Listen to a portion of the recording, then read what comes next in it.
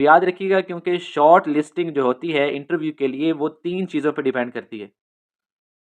अस्सलाम वालेकुम एवरीवन, उम्मीद है आप सब खैर आफियत से होंगे। इस वीडियो में हम देखेंगे कि फेडरल पब्लिक सर्विस कमीशन में डॉक्यूमेंट सबमिशन के लिए जो बायोडाटा फॉर्म सेंड किया जाता है उसे कैसे फिल करना है और इसके साथ कौन कौन से डॉक्यूमेंट्स अटैच होने चाहिए। तो इस वीडियो को एंड तक देखिएगा और वीडियो पसंद आए तो चैनल को सब्सक्राइब कीजिए। तो सबसे देखें तो सबसे ऊपर जो है बिल्कुल टॉप राइट कॉर्नर पे रोल नंबर लिखा हुआ है। ये वो रोल नंबर है जो कि आपने एफपीएससी टेस्ट दिया था। ठीक है, आपकी रोल नंबर स्लिप आई थी तो आप अपने रिजल्ट से भी देख के लिख सकते हैं। ठीक है, डॉक्यूमेंट सबमिशन की जब लिस्ट जारी होती है तो वहाँ भी आपका रोल नंबर लिखा होता है। उसके बाद जो है इसकी क्लोजिंग डेट आप लिखेंगे। आप यहाँ पे जो है क्लोजिंग डेट लिखेंगे कि जिस डेट को आपने अप्लाई किया था। ठीक है, यानी जब आपने अप्लाई किया था तो उस टाइम जो लास्ट डेट थी अप्लाई करने की तो वो क्लोजिंग डेट यहाँ पे आएगी। उसके बाद अगर नीचे देखिएगा तो यहाँ पे है कंसोलिडेटेड एडवर्टाइजमेंट नंबर। ये आपको एडवर्टाइजमेंट से मिलेगा। ठीक है, हर ईयर में क्या होता है कि डिफरेंट एडवर्टाइजमेंट आती हैं, वो शुरू होती हैं 1 से, 1 2 3 4 और ईयर वाइज आगे आएगा 20। अगर 23 में था तो 23 लिखें, अगर 24 में आपने अप्लाई किया था तो 24 आएगा। तो ये जो चीज़ है ये आप लिखेंगे एडवर्टाइजमेंट से देख के। उसके बाद ज़रा देखिएगा केस नंबर है, तो केस नंबर जो है जिस पोस्ट पे आपने अप्लाई किया था तो हर पोस्ट के लिए केस नंबर जो है स्पेसिफिक होता है। ठीक है, अभी जो रिसेंटली रिजल्ट अनाउंस हुआ है वो रिजल्ट था 167/23R। ठीक है, तो यहाँ इस तरह आपने अपना जो केस नंबर है वो मेंशन कर देना है। उसके बाद ज़रा देखिएगा कैटेगरी है, तो कैटेगरी क्योंकि जैसे कि लेक्चरर की जॉब्स आती हैं, लेक्चरर मेल या लेक्चरर फीमेल, तो हर सब्जेक्ट के लिए कैटेगरी डिफरेंट होती है।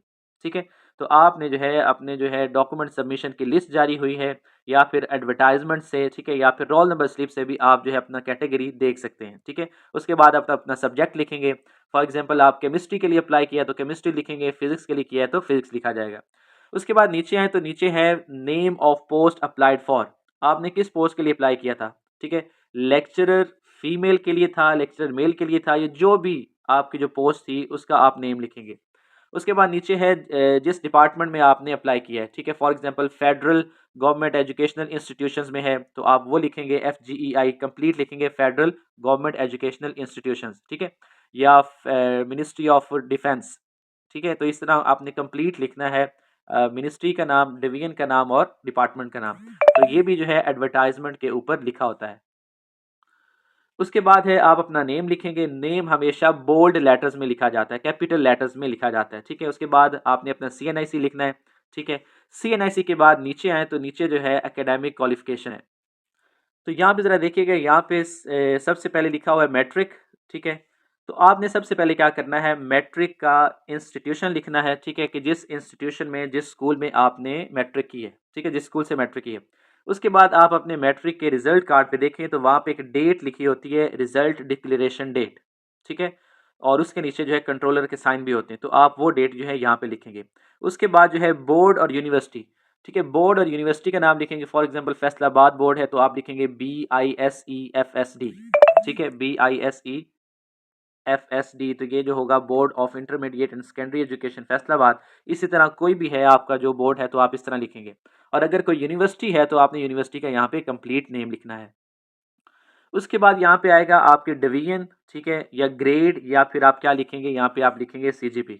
ठीक है, उसके बाद आपकी परसेंटेज मार्क्स होंगे। उसके बाद ठीक है परसेंटेज मार्क्स।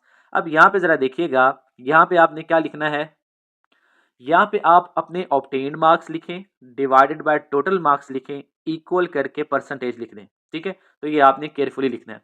उसके बाद आपके जो मेजर सब्जेक्ट्स थे, ठीक है, अगर आपने जो है मैट्रिक में साइंस रखी थी तो साइंस लिखेंगे, अगर आर्ट्स रखी है तो आर्ट्स लिखेंगे। ठीक है, मेजर सब्जेक्ट आपने लिखने हैं।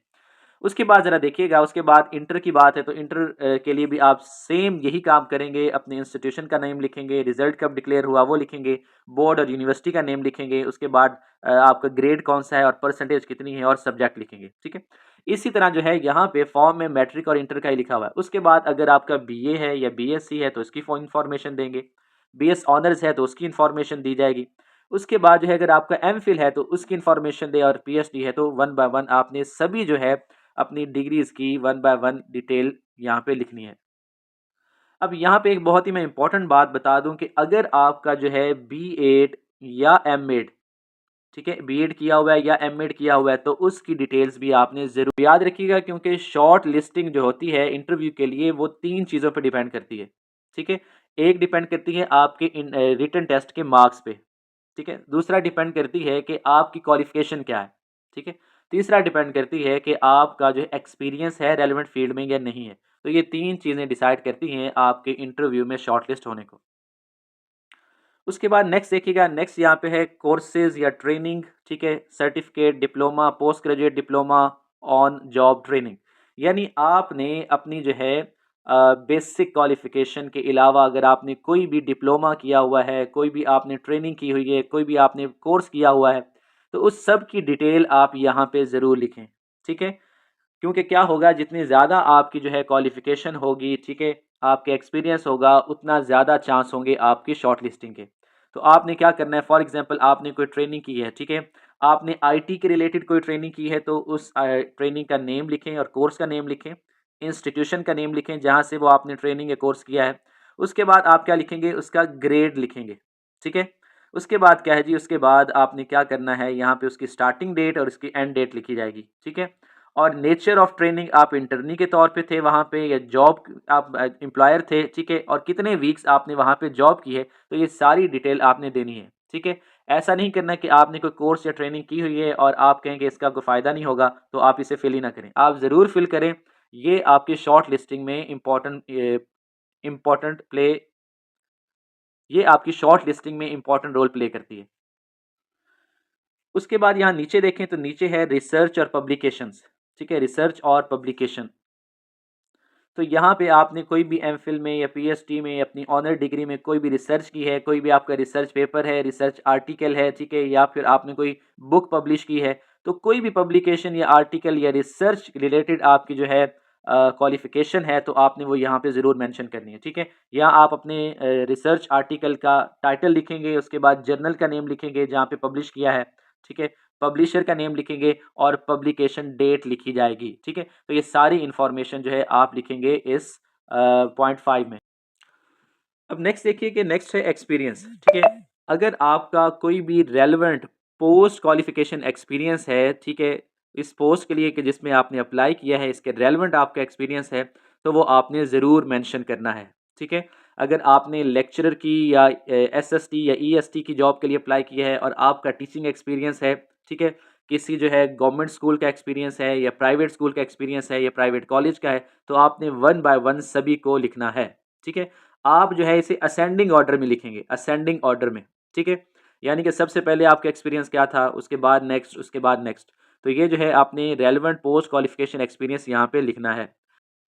इसके लिए आपको फिर जो है रेलेवेंट एक्सपीरियंस सर्टिफिकेट भी प्रोवाइड करना होगा, ठीक है। जब आप डॉक्यूमेंट सेंड करेंगे तो अपना जो भी आप यहाँ पे लिखेंगे एक्सपीरियंस, तो एक्सपीरियंस के साथ आप फिर क्या करेंगे, अपना जो एक्सपीरियंस सर्टिफिकेट है उसको भी सेंड करेंगे।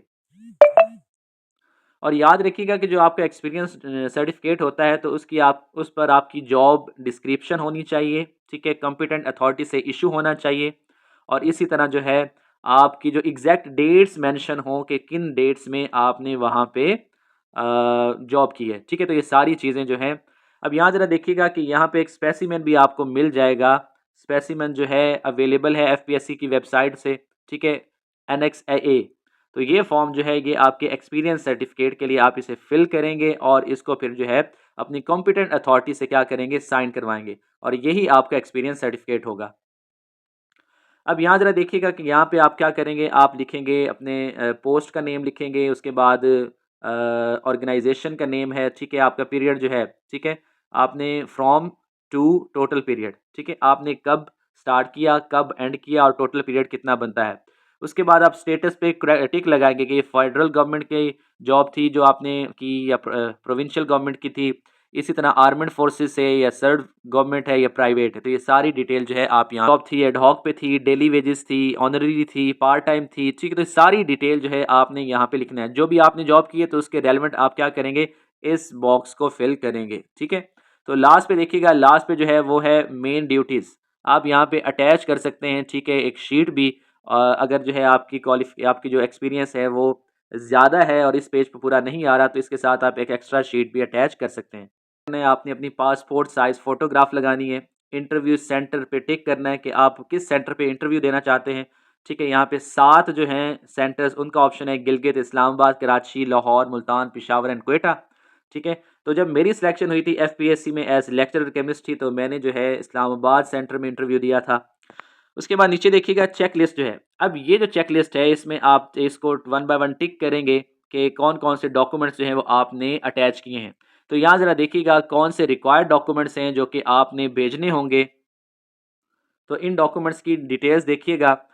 सबसे पहले आप येस या नो लिखेंगे, यानी जो डॉक्यूमेंट आप सेंड कर रहे हैं उसके आगे आप येस या नो लिख देंगे। सबसे पहले तो आपका कंप्यूटराइज्ड नेशनल आइडेंटिटी कार्ड होना चाहिए, ठीक है। उसके बाद latest photograph your mentioning your name and C N S E on back side. आपने रिसेंट फोटोग्राफ्स बनानी है और उनकी बैक साइड पे अपना नेम और सीएनएसई ज़रूर लिखना है। उसके बाद जो है copy of matric and secondary school certificate होगी, ठीक है, जिसपे आपकी डेट ऑफ बर्थ भी लिखी हो। उसके बाद है copy of required degrees diploma certificate, ठीक है। अब जो है आपकी जो है रिक्वायर्ड डिग्रीज हैं, ठीक है, यानी कि आपने बीएस ऑनर्स किया हुआ है, मैट्रिक से ऑनवर्ड हायर क्वालिफिकेशन तक आप तमाम जो है सर्टिफिकेट्स और डिग्रीज सभी जो है उसकी एक एक अटेस्टेड कॉपी साथ ज़रूर अटैच करेंगे, ठीक है। नेक्स्ट देखिएगा, नेक्स्ट जो है पोस्ट क्वालिफिकेशन एक्सपीरियंस। मैंने पहले बताया कि जो भी आप एक्सपीरियंस मेंशन करेंगे तो उसका आपने एक्सपीरियंस सर्टिफिकेट जो है वो साथ अटैच करना होगा, ठीक है। और देन जो है आप अपना डोमिसाइल जो है वो उसकी कॉपी सेंड करेंगे। डिपार्टमेंटल परमिशन सर्टिफिकेट, ठीक है, डीपीसी। अब ये ज़रा देखिएगा, डीपीसी जो है डिपार्टमेंट परमिशन सर्टिफिकेट जो है वो होता है गवर्नमेंट सर्वेंट्स के लिए, ठीक है। तो वो आप क्या करेंगे, एफपीएससी की वेबसाइट से डाउनलोड करेंगे उस फॉर्म को फिल करेंगे, और फिल करने के बाद जो है वो आप अपनी अपॉइंटिंग अथॉरिटीज़ हैं या आपकी कंपिटेंट अथॉरिटीज़, उनसे साइन करवा के वो आप एफपीएससी को भेजेंगे। उसके बाद ज़रा देखिएगा कि अगर कोई डिसेबल्ड कैंडिडेट है तो वो डिसेबिलिटी सर्टिफिकेट साथ ज़रूर भेजेगा, ठीक है। और इसी तरह जो है अगर आपकी कोई ऐसी डिग्री है कि जिसके लिए इक्विवेलेंट सर्टिफिकेट की ज़रूरत है, तो आप क्या करेंगे, एचईसी से इक्विवेलेंट सर्टिफिकेट लेकर एफपीएससी को सेंड करेंगे। तो ये तमाम डॉक्यूमेंट्स हैं जो कि आप डॉक्यूमेंट सबमिशन में सेंड करेंगे, ठीक है। तो इसके अकॉर्डिंग इस अगर क्या होगा कि कोई भी मिसिंग होगा तो एफपीएससी जो है आपको एक और लेटर जारी करेगा आपके डॉक्यूमेंट मिसिंग का, ठीक है। और अगर फिर भी जो है आपके डॉक्यूमेंट जो हैं कंप्लीट नहीं होंगे तो आपकी जो है एप्लीकेशन उसको रिजेक्ट कर दिया जाएगा। तो यहाँ लास्ट पे देखिएगा, लास्ट पे जो है आप डिक्लेरेशन देंगे, ठीक है। यहाँ पे आप लिखेंगे I hereby solemnly declare that I am not in possession of any domicile certificate other than district. तो आपने यहाँ पे अपने डिस्ट्रिक्ट का नेम लिखना है, जिस डिस्ट्रिक्ट का आपके पास डोमिसाइल मौजूद है, ठीक है। और एंड पे आप ये इसमें बताया गया कि आपकी सारी जो है बायोडाटा फॉर्म में इंफॉर्मेशन करेक्ट है मेरी तरफ से, ठीक है। और अगर कोई भी जो है डॉक्यूमेंटेशन में कोई भी फेक जो है डॉक्यूमेंट्स जो है सबमिशन में, फिर क्या हो कि मैं रिस्पॉन्सिबल होऊंगा। तो ये सारी चीज़ें जो है आपने रीड करके एट द एंड क्या करना है, यहाँ पे अपने सिग्नेचर करने हैं और डेट मेंशन कर देनी है। डेट ज़रूर मेंशन कीजिएगा, ठीक है। और याद रखिएगा, जब डॉक्यूमेंट सबमिशन की लिस्ट जारी होती है तो उसके 15 दिन के अंदर अंदर आपने डॉक्यूमेंट्स जो हैं एफपीएससी को भिजवाने होते हैं, ठीक है। तो ये सारी चीज़ें जो हैं वन बाय वन मैंने डिस्कस की हैं। उम्मीद है कि आपको सारी चीज़ें क्लियर हो गई होंगी। तो अपना बहुत सा ख्याल रखें, दुआ में याद रखें। अल्लाह हाफ़िज़।